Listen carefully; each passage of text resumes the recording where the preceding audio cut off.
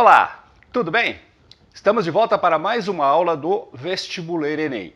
Mais uma aula sobre escolas literárias, estilos de época. E hoje nós vamos falar sobre o arcadismo.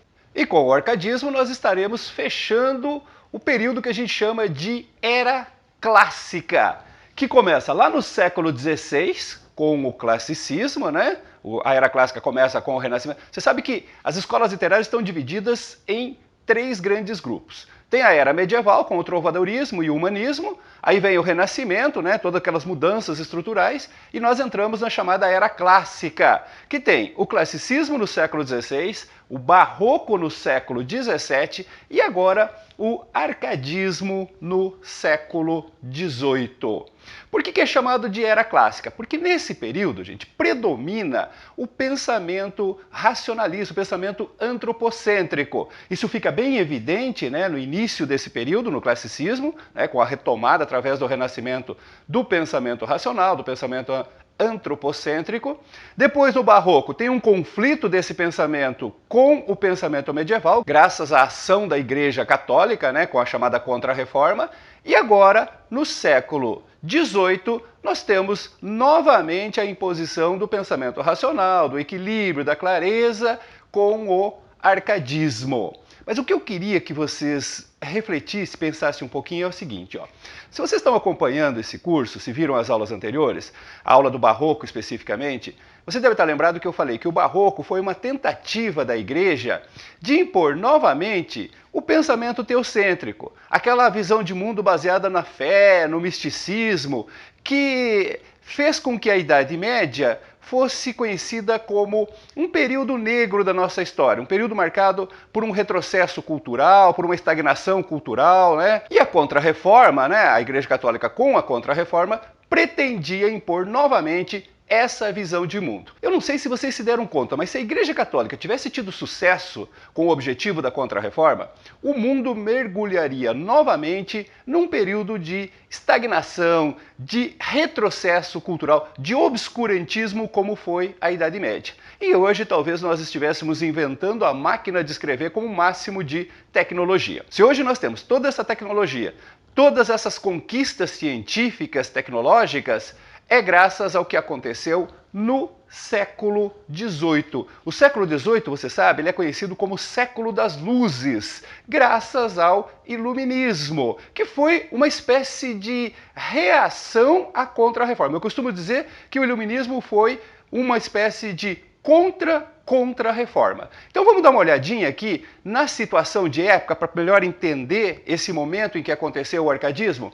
Olha só, nós continuamos dentro daquele sistema do absolutismo monárquico que iniciou lá com o Renascimento, continuamos nesse processo de colonialismo, né, que também marcava aquele momento lá, mas como grande novidade nós temos aqui o iluminismo, o enciclopedismo, que foi uma reação do pensamento esclarecido contra o obscurantismo da Contra-Reforma. As pessoas esclarecidas da época, os intelectuais da época, entenderam que a melhor maneira de combater esse pensamento místico defendido aí pela Contra-Reforma era iluminando as pessoas com a luz do conhecimento. Iluminar as pessoas com a luz da razão, que torna as pessoas menos suscetíveis de serem amedrontadas, apavoradas com os temores do desconhecido, que afinal de contas a Igreja usava muito isso, as ameaças do inferno e tal. Uma pessoa esclarecida está menos suscetível a ser dominada dessa forma. Você sabe que o desconhecido nos assusta, nós temos medo do desconhecido. Quando entramos, por exemplo, num quarto escuro, sentimos-nos intimidados, amedrontados. Mas no momento em que se acende uma luz, que tudo fica claro, o medo desaparece. A ideia do iluminismo, na sua essência, era basicamente essa: iluminar as pessoas com a luz do conhecimento racional, com a luz do conhecimento lógico, para que as pessoas pudessem, então, retomar aquela visão clara, objetiva, racional do mundo e livrar-se dos medos medievais, né? Livrar-se das imposições que a Igreja tentava através da Contra-Reforma. Com isso, o século XVIII retoma o caminho do progresso, né, das descobertas, dos avanços culturais e ficou conhecido, como eu falei, como século das luzes. Daí a expressão que eu uso, contra-reforma, uma reação do pensamento esclarecido ao pensamento obscuro da contra-reforma. E o arcadismo é a expressão artística desse momento aí. O arcadismo, gente, ele também costuma ser chamado de neoclassicismo. São sinônimos. Se você usar a expressão neoclassicismo ou arcadismo, você está se referindo ao mesmo estilo de época, à mesma escola literária. Ela aconteceu durante o século XVIII e, por isso, também pode ser chamada de setecentismo. Lembrando, o século XVIII vai de 1701 a 1800, então são os anos 700. Tá? A expressão clássico setecentista é muito comum, né, nos enunciados das questões para diferenciá-los dos clássicos quinhentistas, que seriam os autores do classicismo, né, do século XVI ali. Então, presta atenção, né, nessa relação do século com os anos para não fazer confusão. Eu já mencionei isso em outras aulas e volto a insistir. Século XVIII são os anos 700. E como nós temos aqui um neoclassicismo, uma retomada das características clássicas, você pode ter essa expressão clássico setecentista, assim como no século XVI você tem clássicos quinhentistas. De maneira mais específica, o arcadismo começou em Portugal oficialmente em 1756.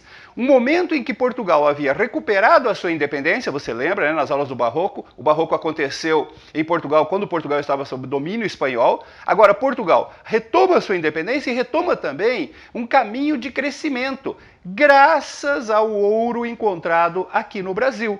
O Brasil vive agora o chamado ciclo do ouro. O arcadismo, o neoclassicismo aconteceu no Brasil durante o ciclo do ouro, que faz com que toda a atividade política, econômica, social, cultural passe a se concentrar em Minas Gerais. Antes era no Nordeste, por causa do ciclo do açúcar, né? E agora passa a se concentrar em Minas, nas cidades históricas ali, graças ao ciclo do ouro. Então, esse é o contexto social em que ocorre o arcadismo ou neoclassicismo aí.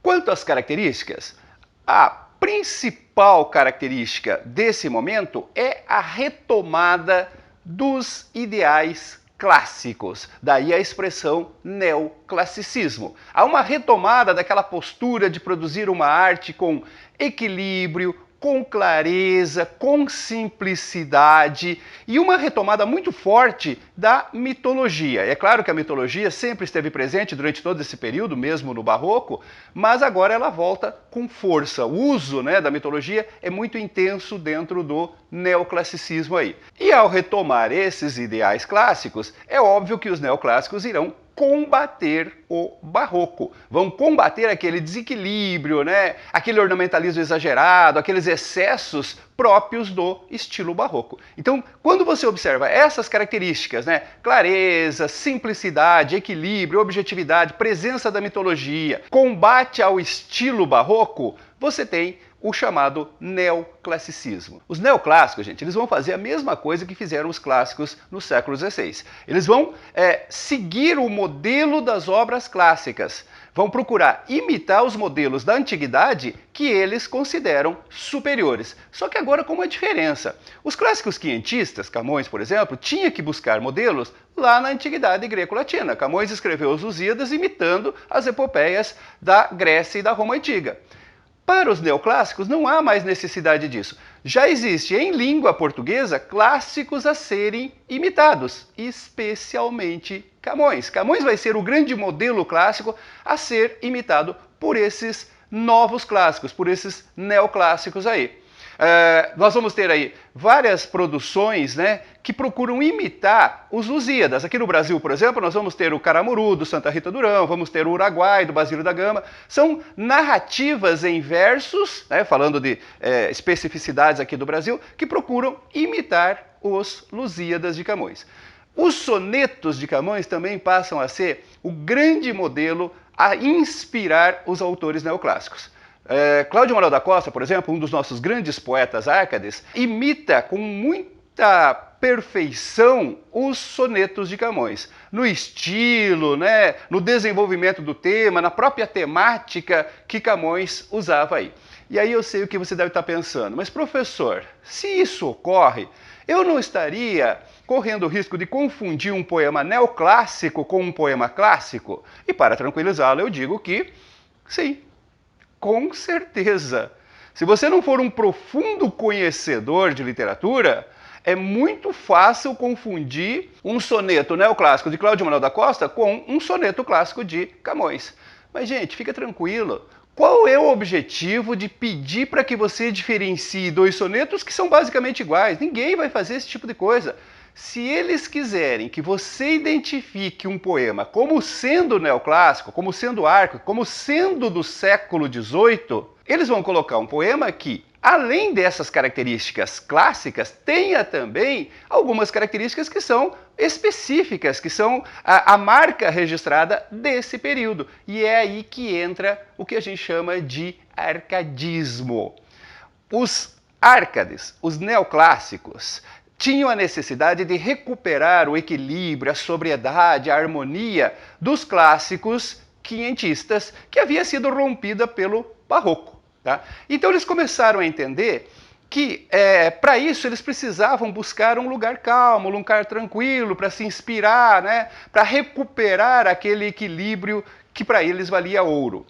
Então eles começaram a promover uma fuga da cidade. Eles entendiam que a cidade era um lugar de desequilíbrio, era um lugar de conflitos. Então era preciso buscar no campo, na natureza, um lugar que inspirasse essa calma, essa tranquilidade, essa serenidade que eles precisavam para produzir a sua arte. Daí vem a expressão bucolismo. Bucólico é uma pessoa que defende a vida em contato direto com a natureza, a vida na rusticidade da natureza. E os árcades começaram a entender que o melhor exemplo de vida bucólica era a vida dos pastores, daí o chamado pastoralismo, a presença constante desse universo pastoril, que os leva até a usar pseudônimos pastoris. Esses poetas passam a assinar os seus poemas com pseudônimos, falsos nomes que eles inventam que têm motivação pastoril. Então o nosso Tomás Antônio Gonzaga, por exemplo, vira Dirceu, e o Bocage lá em Portugal vira Eumano Sadino, e assim por diante. Cada poeta escolhe um pseudônimo. E as amadas, as musas inspiradoras deles também são tratadas por nomes pastoris. Marília, Mariana, Nísia, Narda, são nomes pastoris que eles usam para se referir às suas amadas, às mulheres para quem eles dedicam os seus poemas ali. A expressão arcadismo vem da palavra Arcádia, que na mitologia seria exatamente o lugar onde vivem os pastores, né? Onde predomina o pastoralismo. Então eles começaram, inclusive, a criar associações de escritores que eles denominavam de Arcádia. Arcádia mineira, Arcádia lusitânia, Arcádia brasileira. Os poetas que participavam dessas associações se autodenominavam poetas árcades. E daí surgiu o arcadismo, a expressão arcadismo. Além desse universo pastoril, esse universo bucólico, que é uma maneira muito prática de identificar a poesia desse período, a poesia do período Árcade, nós temos também alguns temas que se convencionou na época como sendo os mais apropriados. Daí a gente chamava de temática convencional, convencionalismo.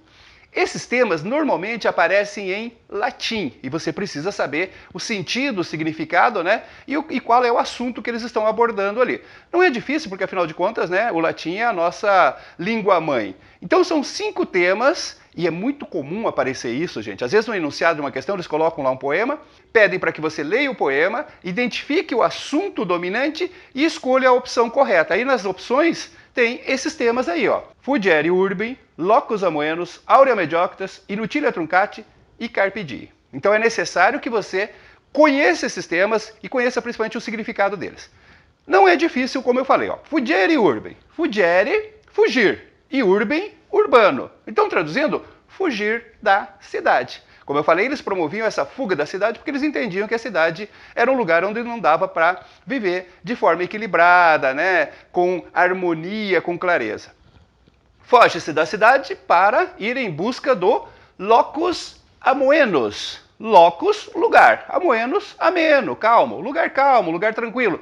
É a natureza bucólica. É a presença do bucolismo aí. E você sai da cidade e vai em busca de um lugar calmo e tranquilo, para quê? Para recuperar o aurea mediocritas. Aurea, ouro. Mediocritas, vem de mediano, significa equilíbrio. Então, o equilíbrio de ouro. Para os clássicos, o equilíbrio, a serenidade, a paz de espírito é o bem mais valioso, vale ouro. Não adianta nada você ser poderoso, não adianta nada você ter muito dinheiro, se você não tiver paz, serenidade de espírito, você não vai ser feliz. Tá? E observe, gente, essa sequência existe até hoje. Ó. Você vive num lugar que é agitado, que é conflituoso. A cidade geralmente é visto como um lugar de muito estresse. Hoje se usa a palavra estresse. Violência, trânsito, né? Essa disputa capitalista e tal. Quando surge um feriado, o que acontece? As grandes cidades ficam vazias. Por quê? Porque as pessoas fogem da cidade e vão em busca da natureza, seja na praia, seja no interior e tal. Para quê? Para recuperar a sua serenidade, a sua paz de espírito, para desestressar.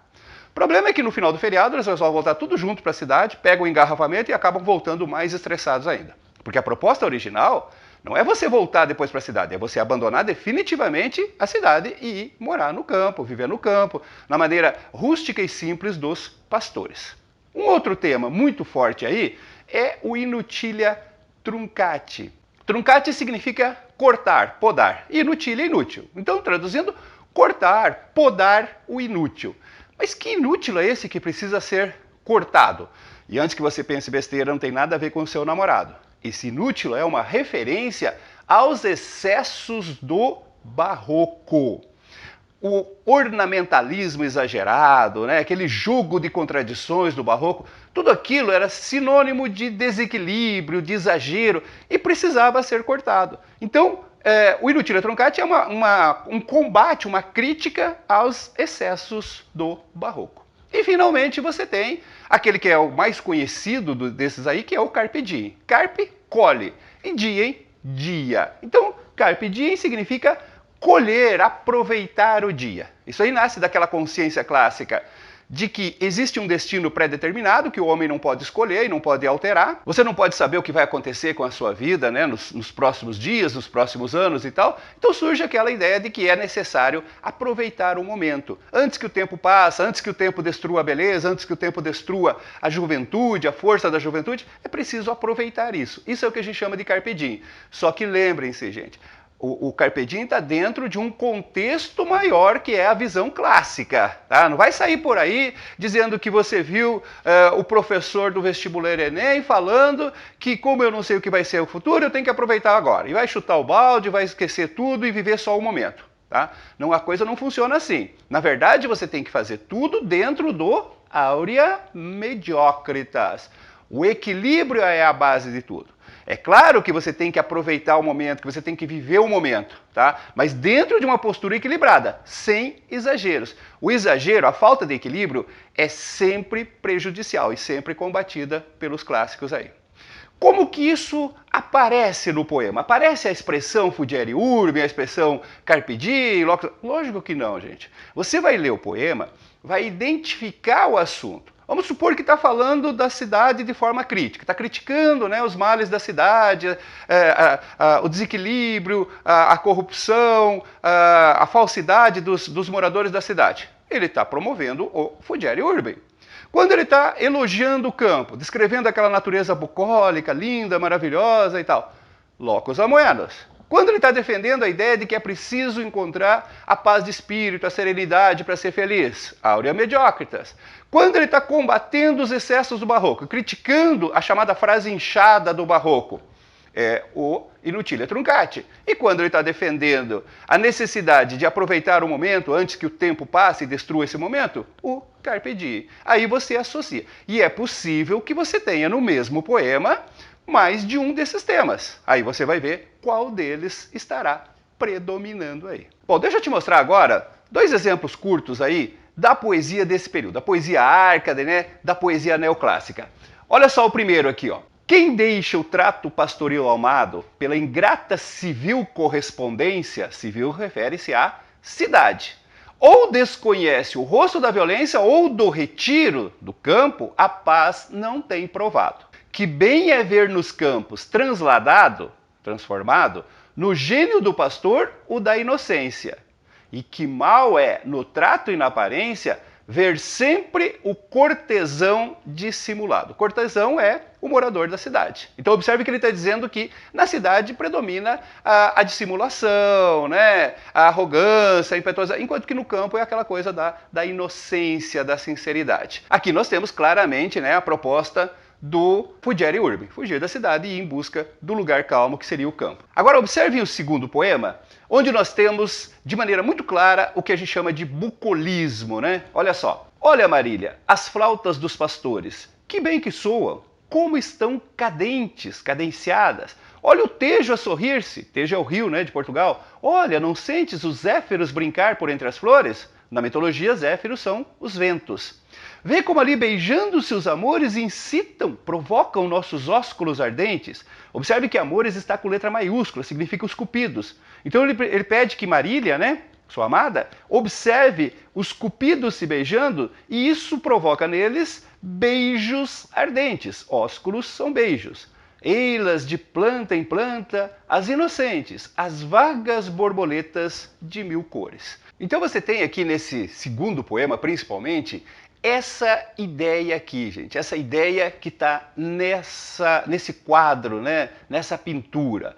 É a ideia da harmonia. Observem a ideia de felicidade, de serenidade do pastor ao lado da sua pastora, né? Os alimentos naturais, veja que ele segura na mão uma borboleta, a ovelhinha no colo dela. É esse tipo de coisa que eles consideram um exemplo de harmonia, de felicidade. No entanto, gente, essa poesia bucólica e tal, ela era muito fantasiosa, ela era muito imaginativa, ela não era sincera, não era verdadeira, porque era uma coisa que eles imaginavam, não era uma coisa que eles vivenciavam, que eles praticavam.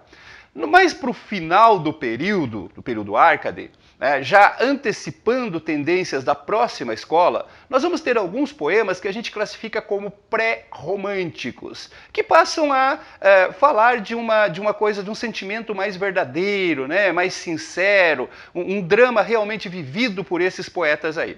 E é isso que nós vamos ver na nossa próxima aula, na aula 2 do arcadismo. Então eu te vejo na próxima aula para a gente dar continuidade sobre esse estilo de época que é o arcadismo, falando sobre o pré-romantismo. Até mais!